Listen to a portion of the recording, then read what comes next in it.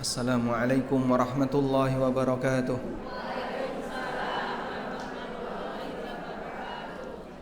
Alhamdulillah wassalatu wassalamu ala Rasulillah wa ala alihi wa sahbihi wa mawalah.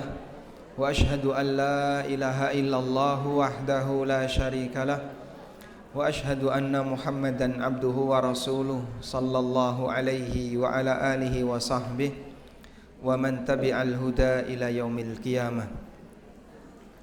Perjalanan dari Klaten menuju Jogja. Nanti Anda sebelum sampai di KR akan menemukan sebuah warung makan. Namanya Sabar Menanti.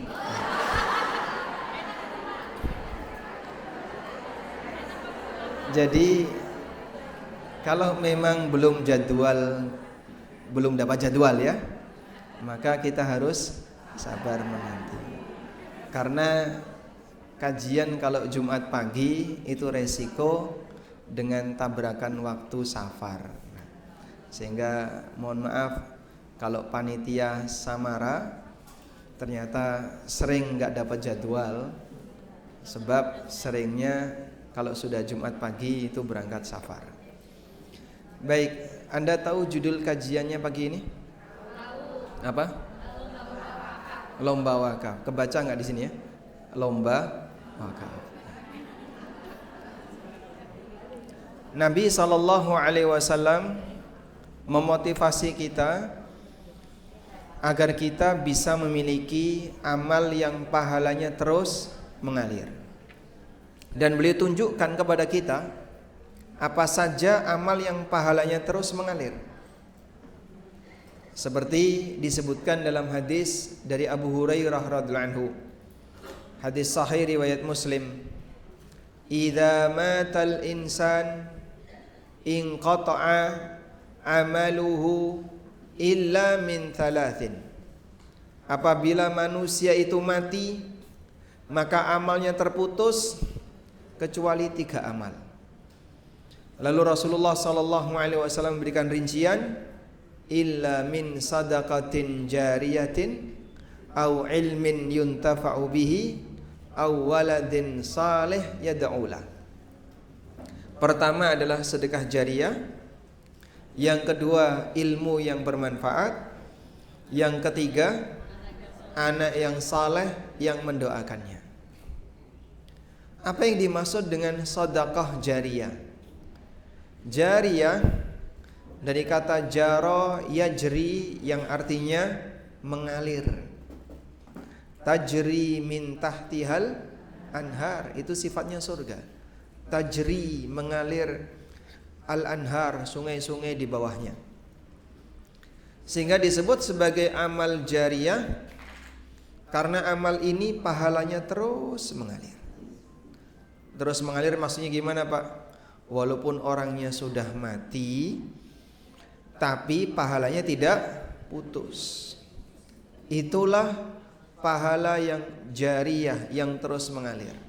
Dan ada amal yang disebut oleh Nabi SAW sebagai amal jariyah, sedekah jariyah.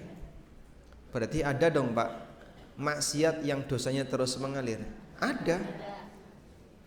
Sebagaimana ada ketaatan yang pahalanya terus mengalir, juga ada kemaksiatan yang dosanya terus mengalir. Kapan seorang melakukan perbuatan maksiat yang dosanya terus mengalir? Wah, ikan ciloko mencit kayak gini. Kalau sampai ada orang yang dosanya terus mengalir, wis ra beramal tapi dosanya terus datang, dia akan mendapatkan dosa yang terus mengalir apabila orang ini ngajak orang lain berbuat maksiat, memprakarsai maksiat, melindungi kemaksiatan, sehingga kemaksiatan itu merajalela di mana-mana. Itulah bahayanya kalau seseorang melakukan perbuatan maksiat dan efek sampingnya berkepanjangan. Efek sampingnya berkepanjangan. Karena itu Nabi SAW mengingatkan, man da'a ila dhalalatin, siapa yang ngajak orang lain untuk berbuat kesesatan, melakukan kesalahan. Fa umila biha ba'dah, kemudian diikuti oleh orang lain setelahnya. Kana alaihi minal wizri mithlu auzari man tabi'ah min ghairi ayyang qussa min auzarihim syai'a. Maka dia akan mendapatkan dosa seperti dosa orang yang mengamalkan perbuatan itu tanpa mengurangi dosa orang yang melakukannya. Inilah dampak buruk dari apa? Perbuatan maksiat yang diikuti oleh yang lain. Maka tolong hati-hati ya.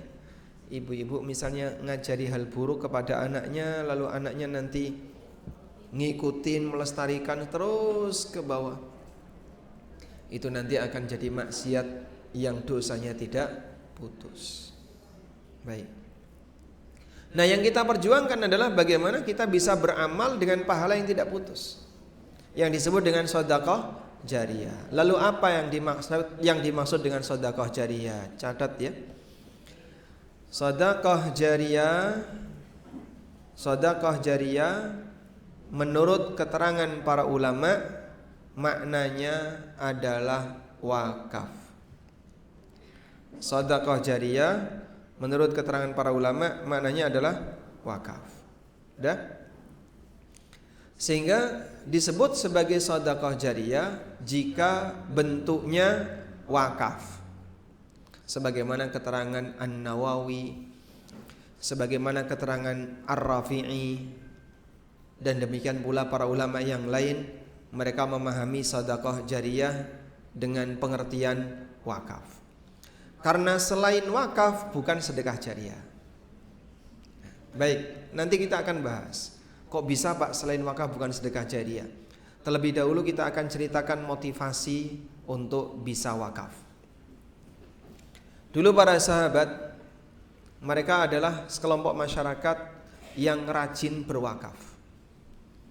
Dan alhamdulillah kaum muslimin Indonesia termasuk di antara orang yang cukup rajin berwakaf.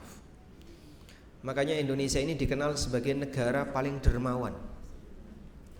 Ini laporan dari penelitian internasional bahwa masyarakat Indonesia ini masyarakatnya dermawan. Sehingga kalau sudah sampai di tanah suci, nek blonjo paling banyak. Nek mampir toko dikai rego pira-pira dibayar. Padahal kadang penjualnya yang ngapusi. Karena mereka tahu, wah nek sing datang ibu-ibu Indonesia seneng. Sebab Indonesia ini banyak belanja. Leres? Beda kalau yang datang kok dari luar yang lain selain Indonesia, pahit. Tapi kalau yang datang dari Indonesia, masya Allah, Jokowi ya, Prabowo, promo. Karena mereka tahu kita ini suka belanja. Itulah kedermawanan ibu-ibu Indonesia. Baik. Makanya kita alihkan di sini ya. Kalau Anda pengen punya amal saleh yang abadi, sisihkan uang belanja itu yang biasanya hanya habis untuk hal yang sia-sia. Tapi saya punya program, semoga sisa dana ini bisa saya wakafkan. Anda mungkin tidak bekerja, mungkin hanya mengandalkan pemberian dari suami misalnya. Tapi dari pemberian itu dihemat secukupnya untuk biaya hidup. Kemudian kalaupun belanja juga memperhatikan kebutuhan, sisanya ditabung, setelah cukup diwakafkan. Sehingga tidak habis hanya untuk healing, shopping, touring, keliling, mancing. Duitnya cuman habis untuk hal yang sia-sia. Apalagi cuman gelimbang-gelimbung, scroll Shopee dan marketplace, isinya cuman apa? Belanja online. Akan sangat rugi karena terlalu banyak biaya yang Anda buang. Tapi Pak, itu kan diskonnya besar Pak. Berapa diskonnya? 50%. Harganya berapa? 300.000. Diskon 50%, hemat 150. Kalau Anda nggak belanja, hemat 300. Sehingga kalau tidak penting ya nggak usah dibeli. Bukan karena masalah diskon, butuh atau tidak. Karena kalau nggak butuh, memaksakan untuk belanja, akhirnya ketika barang datang nggak termanfaatkan. Cuman koleksi benda-benda dari online yang tidak termanfaatkan. Jadi yang kayak gini mending disimpan, kemudian nanti apa? Dananya diwakafkan. Sahabat Jabir bin Abdullah pernah mengatakan, kalau yang punya buku dibuka halaman 64 ya. Sahabat Jabir bin Abdullah radhiyallahu anhu pernah mengatakan, lam yakun ahadun min ashabin nabi sallallahu alaihi wasallam dzu maqdiratin illa waqafa. Tidak ada seorang pun di antara sahabat Nabi sallallahu alaihi wasallam yang punya kemampuan kecuali dia pernah wakaf. Tidak ada seorang pun di antara sahabat Nabi sallallahu alaihi wasallam yang punya kemampuan finansial kecuali dia pernah wakaf. Jadi hampir semua sahabat wakaf kalau dia punya kemampuan finansial. Sekarang alhamdulillah saya yakin ya, mungkin manusia zaman sekarang jauh lebih berkemampuan secara finansial dibandingkan sahabat. Sahabat dulu hidup dengan penuh keterbatasan. Ada yang saat lebaran itu sampai nggak punya jilbab, sehingga nggak bisa keluar rumah. Akhirnya Nabi SAW meminta litul bisha ukhtuha, coba dipinjemi jilbab sama tetangganya. Di zaman sekarang ada nggak wanita saat lebaran nggak pakai jilbab? Hah? Ya banyak ya. Kalau nggak pakai jilbab banyak. Kalau nggak punya jilbab, nggak nemu Pak Ustadz. Jadi kalau secara ekonomi orang zaman sekarang itu sangat mampu, cuman penggunaan hartanya tidak diatur dengan baik sehingga terbuang untuk hal yang sia-sia. Makanya mohon diperhatikan bagian ini agar jangan sampai harta kita tidak bermakna. Selanjutnya, wakaf pengertiannya adalah mempertahankan harta pokok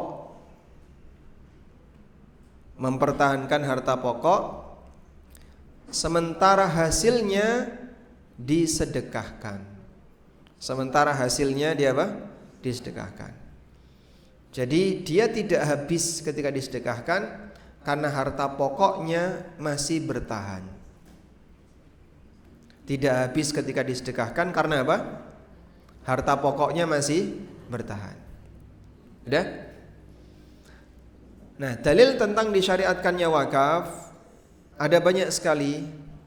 Di antaranya adalah firman Allah Ta'ala di surat Ali Imran ayat 92. Allah menurunkan firman-Nya, lan tanalul birra hatta tunfiqu mimma tuhibbun. Kalian tidak akan mendapatkan pahala sampai kalian menginfakkan apa yang kalian cintai. Surat Ali Imran ayat 92. Lan tanalul birra hatta tunfiqu mimma tuhibbun. Kau tidak akan mendapatkan kebaikan sampai kalian menginfakkan apa yang kalian cintai.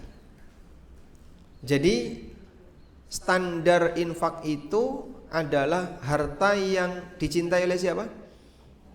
Yang berinfak. Harta yang dicintai oleh yang berinfak. Sehingga apa yang kita cintai itulah yang kita keluarkan. Sebab itu bagian dari bukti iman. Bahkan Allah melarang di surat Al-Baqarah, janganlah secara sengaja kita memberikan kepada orang lain yang kita sendiri nggak doyan. Kita sudah nggak berminat, kita sudah tidak pingin untuk memilikinya, baru diberikan kepada yang lain. Allah berfirman, wala tayammamul khabitha minhu tunfiquna walastum biakhidhihi illa an tughmidu fihi. Janganlah kalian secara sengaja menginfakkan apa yang tidak kalian suka, padahal kamu sendiri nggak doyan untuk memakannya. Jadi dulu ceritanya begini. Ceritanya di depan Masjid Nabawi itu ada tampa, tahu tampa? Ya. Biasanya orang dulu kalau naruh makanan di mana? Di tampa terus digantung, gitu kan? Tujuannya biar gak dipancal kucing, pancal pitik, atau ada tikus, sehingga ditaruh di atas, digantung. Kasih apa? Hah? Salang ya. Kemudian digantung di atas. Nah, di depan Masjid Nabawi ada seperti itu, tampa-tampa bergelantungan. Apa itu Pak? Tempat orang naruh makanan. Siapapun boleh naruh, siapapun boleh ngambil. Sehingga ashabus suffah di masa silam, kalau mereka mau makan, nyari makan di situ, di tampa-tampa tadi. Kadang nemu kurma, kadang nemu zabib, kadang nemu serpian roti. Ada sebagian sahabat yang dia naruh makanan tapi kurma bubuen. Ya, kurma yang sudah berkutu. Ya, jadi kalau kurma itu kelamaan nanti akan ada kutunya. Dia sendiri nggak doyan, malah ditaruh di situ, orang lain suruh makan. Ya memang nek wong pas ngeleh ya tetap dimakan, walaupun mungkin nggak enak, tapi karena lapar dimakan. Itu kemudian Allah turunkan, janganlah kalian secara sengaja menaruh atau bersedekah dengan makanan yang kamu tidak suka. Maka kalau ada sekarang ya misalnya etalase di luar itu kan ditulisi semua boleh naruh makanan, semua boleh ngambil makanan. Kosong terus. Antara yang ngambil sama yang naruh banyak mana? Banyak yang ngambil. Nah ini ada masalah ya. Ya sah-sah saja ngambil makanan, tapi juga perlu diperhatikan. Seharusnya yang naruh perlu diperbanyak. Ya? Sekarang begini ya. Misalnya suami Anda datang dari luar kota dengan membawa aneka makanan oleh-oleh, dengan beragam makanan. Ada lemper, ada arem-arem, ada makanan, ada buah-buahan dan seterusnya ya. Terus ditaruh di meja makan. Diundang istrinya, kono dipilih sing mbok senengi sing ndi. Dipilihlah sama istrinya, aku seneng iki, seneng ini, seneng. Ditaruh di piring. Sudah? Baik. Setelah itu oleh suaminya diantarkan ke tetangganya. Salah atau benar seperti ini? Hah? Salah atau benar sikap seperti ini? Hah? Salah? Benar? Benar.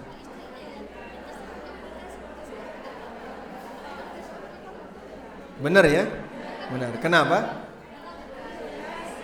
Karena sedekah istri itu adalah apa yang dicintai oleh istri. Iki bojomu sing ndi sing kene apa sing sebelah kono? Ya bukan masalah itu. Tapi teori sedekah adalah kita memberikan apa yang kita suka. Sehingga kalau Anda mau semakin besar dapat pahala saat sedekah, sing pok senengi nopo, yang Anda sukai apa, sedekahkan. Itulah yang nilainya paling besar. Allah berfirman, "Lan tanalul birra hatta tunfiqu mimma tuhibbun." Ini baju kesayangan saya, sedekahkan. Oh, sudah sesak ya. Iku beda meneh.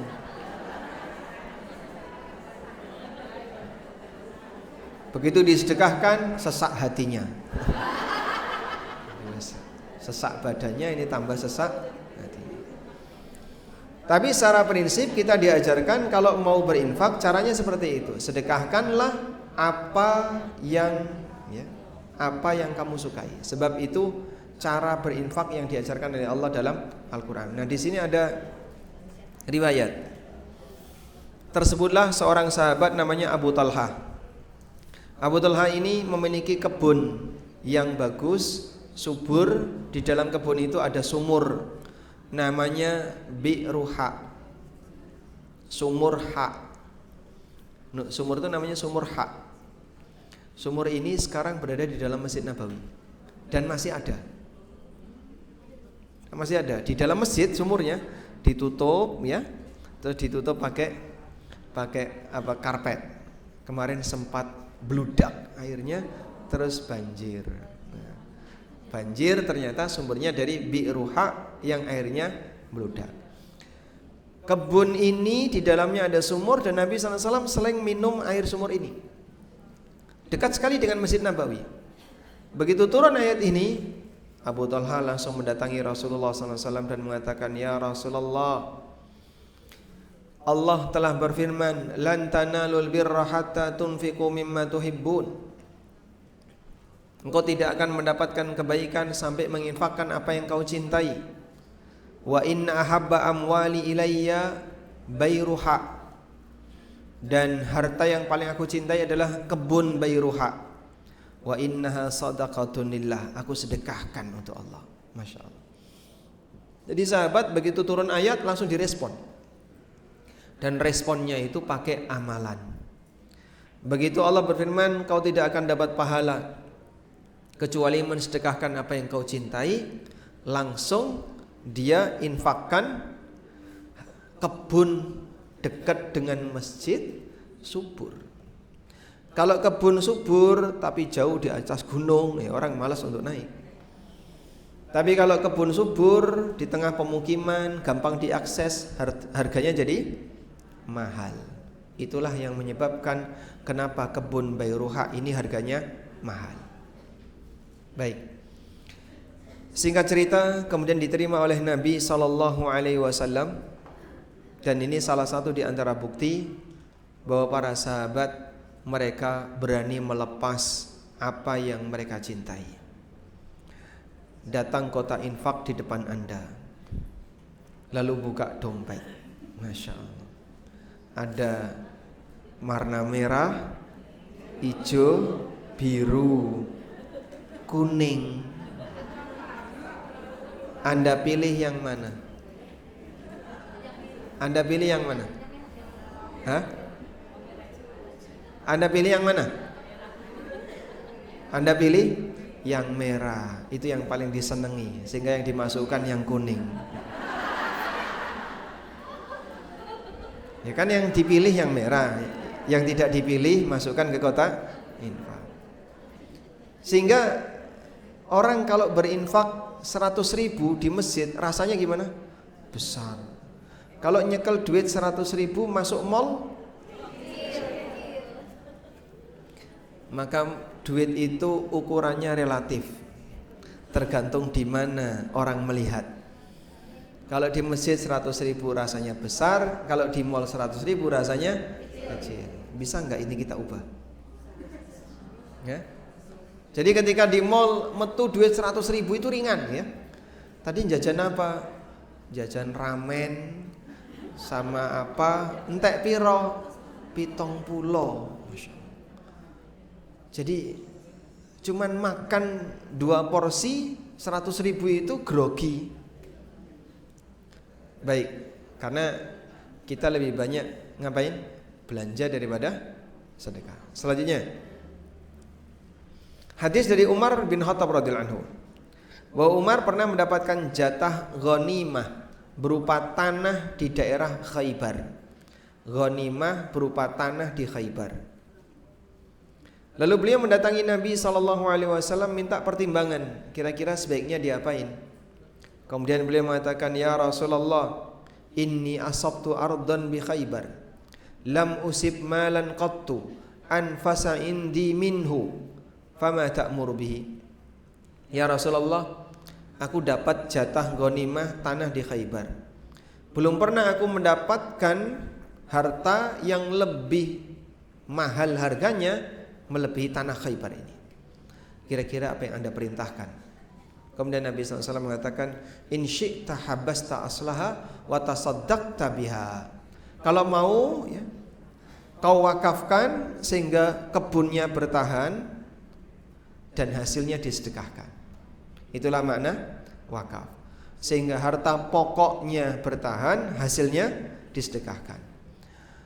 Lalu Umar menetapkan arahan annahu la yuba wa la yuhab wa la yurath wa tasaddaqa biha fil fuqara.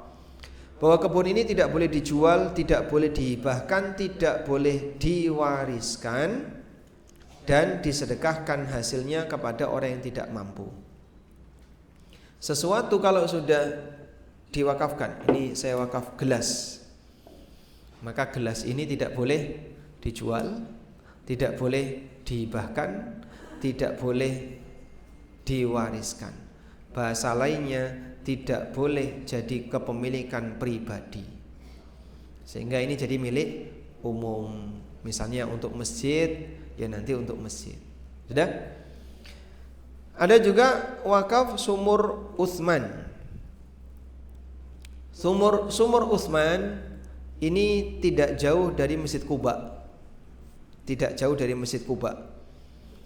Dan sumur ini sebelumnya adalah punya Yahudi.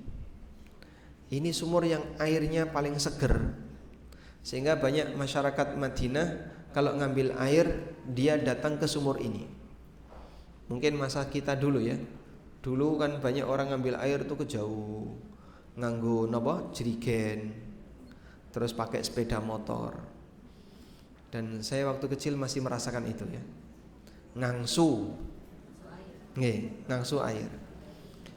Karena kita tidak punya air yang layak minum, mungkin airnya keruh atau bau apa, maka untuk masak ngambil airnya dari jauh. Tapi sekarang alhamdulillah tinggal buka keran, PDAM yang ngirim. Dulu mungkin masih jarang. Di zaman Nabi SAW ada sumur namanya sumur rumah. Namanya apa?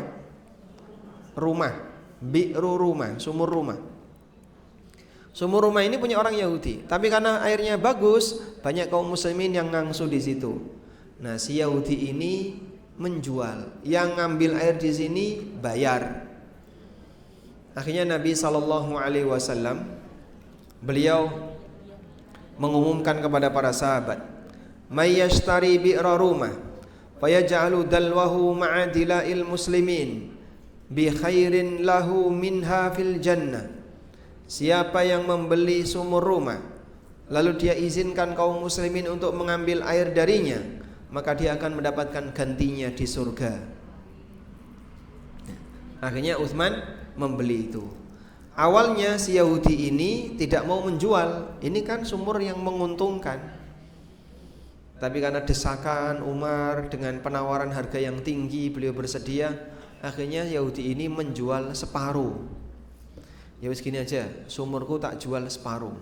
Lah piye sumur kok diparuh? Kan enggak bisa. Nah, caranya adalah sehari-sehari. Sehari jatah kamu, sehari jatah aku. Siap, setuju. Akhirnya dibeli separuh. Nah, saat jatahnya Utsman, beliau izinkan kaum muslimin untuk ngambil. Sehingga jatahnya Yahudi sepi. Mereka ngambilnya jatahnya Utsman. Maka si Yahudi merasa, "Wo, nek kaya ngene ya rugi. Wis ra payu, nggih. Sementara airnya tetap diambil." Ternyata mereka mengambil di hari jatahnya Utsman. Akhirnya Yesus kok tuku kabeh we. Dilepas semuanya. Baik. Nah, disinilah kita bisa melihat bagaimana semangatnya para sahabat untuk menderma dan wakaf, termasuk diantaranya adalah wakaf sumur dan seterusnya. Selanjutnya, bagaimana aturan wakaf yang perlu kita perhatikan? Wakaf di situ ada beberapa catatan. Silakan dilihat, ini langsung lompat ya, tidak apa-apa ya. Berkaitan dengan syarat dan ketentuan wakaf.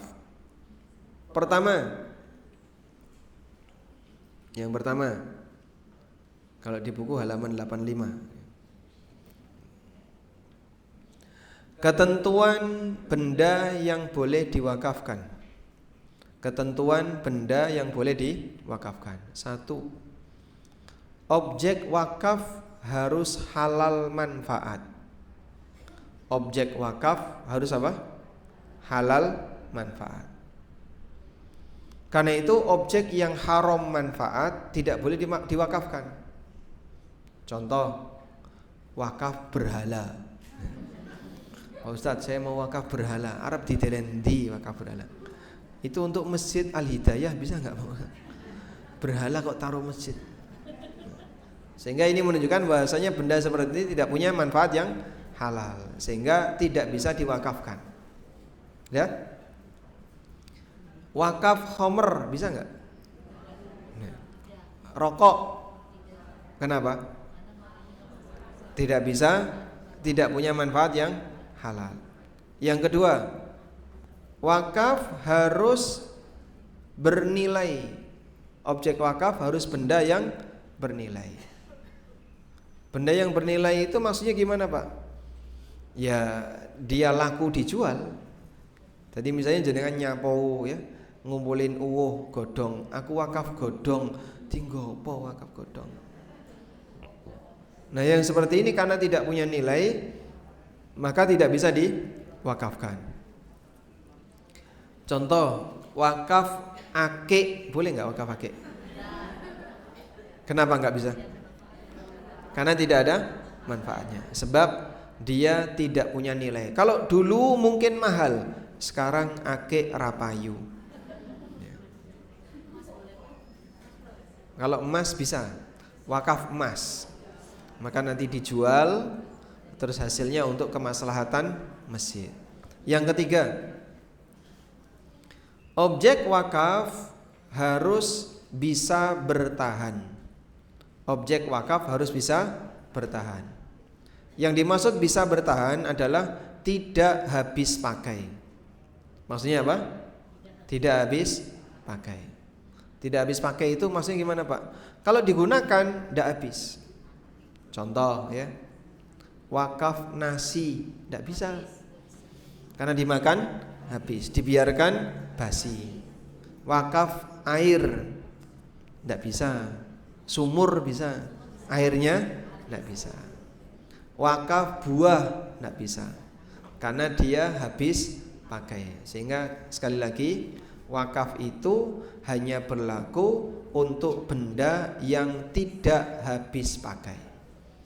Berarti Pak Ustadz, kalau saya masukkan ke kotak infak, itu jadi wakaf atau tidak? Ya tergantung pemanfaatan. Kalau hanya dipakai untuk biaya listrik, air, kebersihan, alat-alat yang habis pakai, perlengkapan yang habis pakai, misalnya sabun dan seterusnya, maka yang seperti ini tidak punya nilai ketahanan sehingga hanya sedekah biasa, bukan apa? Wakaf. Dan semakin permanen makin bagus. Karena kalau dia sudah rusak terus diganti, pahalanya putus. Jadi misalnya jenengan wakaf AC atau kipas angin atau lampu, pedot, rusak, selesai. Kenapa? Karena sudah rusak, tidak bisa diapa-apain lagi. Paham ya? Sehingga pilihlah yang permanen. Maka hati-hati, jangan wakaf ke masjid yang takmirnya suka renovasi. Dikit-dikit renovasi, dikit-dikit renovasi. Ini takmir terlalu inovatif. Jadi masjidnya direnovasi terus. Lah kan sayang dengan yang sudah terpasang, bongkar pasang, bongkar rusak, itu jadi dana dari masyarakat tidak termanfaatkan dengan baik. Makanya kalau Anda infak ke masjid, cari masjid yang kekurangan dana, itu pasti dipakai. Tapi kalau ada masjid sudah bagus, masjid ini sudah bagus mah, kayaknya nggak butuh renovasi, paling cuma biaya perawatan, dan saldo rekeningnya, infaknya masih besar. Pas pengumuman, alhamdulillah saldo Jumat ini terkumpul 753 juta. Padahal nggak butuh renovasi. Anda ikut infak, ya wis, duit Anda ngantri lama, tidak termanfaatkan. Maka dalam hal ini mohon diperhatikan, jika mau infak dan wakaf, perhatikanlah apa? pemanfaatan. Baik. Sehingga kalau dia mensedekahkan atau mewakafkan sesuatu yang tidak punya nilai atau tidak bisa bertahan, maka wakafnya batal. Yang keempat,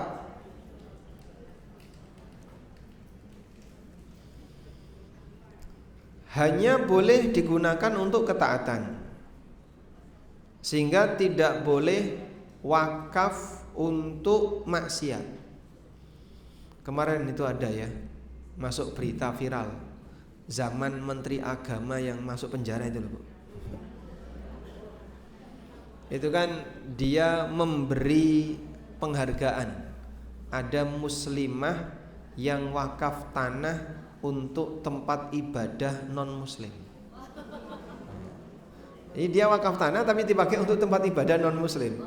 Wah, sama menterinya ini langsung dikasih penghargaan.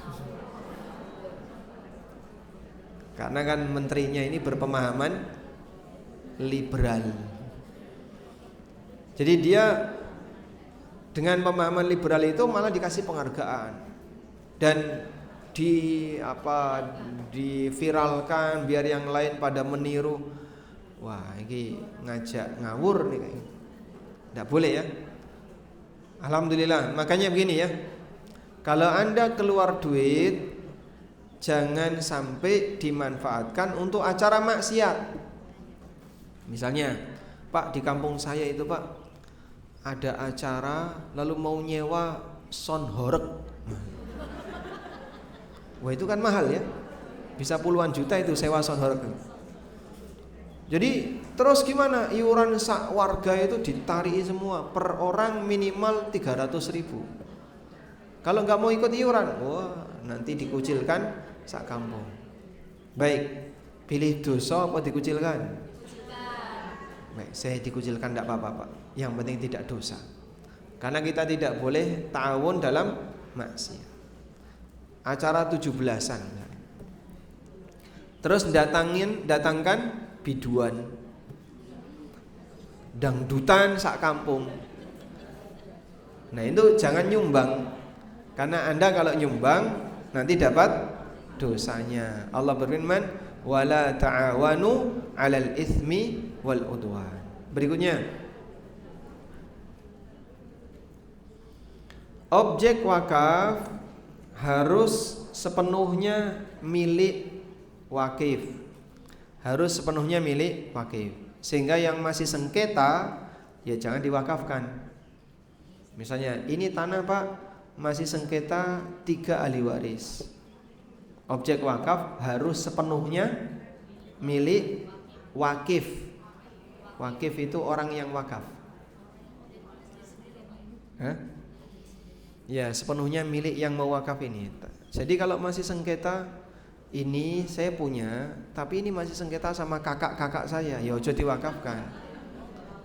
Kalau masih sengketa maka jangan diwakafkan. Sudah? Sehingga kalau mau wakaf, selesaikan dulu sengketanya. Sudah sah jadi milik kamu, silahkan diwakafkan. Sudah? Wallahu a'lam.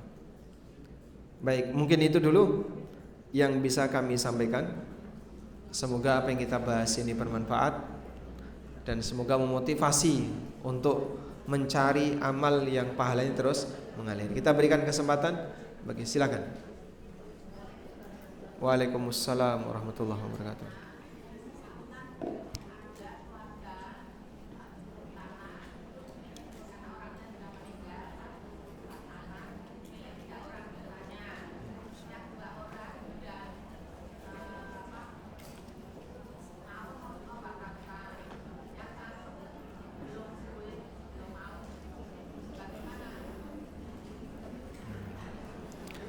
Baik, ada sebidang tanah milik 3 orang. Yang 2 orang sudah sepakat mewakafkan, yang 1 belum. Nah, maka yang 1 ini diiris. Atau kalau enggak diiris dibayari. Dibayari yang 2 ini. Sehingga harganya berapa? Total 300 juta. Berarti haknya yang 1 tadi 100 juta. Wes tak susui. Jadi dia nompo duit, sehingga sudah tidak lagi memiliki tanah itu. Selanjutnya boleh diwakafkan. Nah, ada lagi? Baik, demikian. Ada lagi yang mau disampaikan? Tidak ada. Walhamdulillahirabbil alamin. Mungkin itu yang bisa kita bahas. Semoga Allah Subhanahu wa taala memberikan keberkahan bagi harta yang kita punya, dan semoga Allah jadikan harta-harta kita sebagai harta yang bisa mendatangkan pahala, menjadikan kita bisa semakin rajin untuk beramal saleh. Allahumma anfa'na bima 'allamtana wa 'allimna ma yanfa'una warzuqna ilma. Allahumma inna nas'aluka ats-tsabata fil amri wal 'azimata 'ala ar-rusydi wa nas'aluka mujibati rahmatik wa 'azaima maghfiratik wa nas'aluka qalban saliman wa lisanan sadiqa wa nas'aluka syukra ni'matika wa husna ibadatik wa nas'aluka min khairi ma ta'lam wa na'udzubika min syarri ma ta'lam wa nastaghfiruka lima ta'lam innaka anta 'allamul ghuyub. Allahumma inna nas'aluka minal khairi kullih ajilihi wa ajilihi ma 'alimtu minhu ma 'alimna minhu wa ma lam na'lam wa na'udzubika minasy syarri kullih ajilihi wa ajilihi ma 'alimna minhu wa ma lam na'lam. Rabbana atina fid dunya hasanah wa fil akhirati hasanah wa qina adzabannar. Wa sallallahu ala nabiyyina Muhammadin wa ala alihi wa sahbihi wa sallam. Wa akhiru da'wana anil hamdulillahi rabbil alamin. Wassalamu alaikum warahmatullahi wabarakatuh.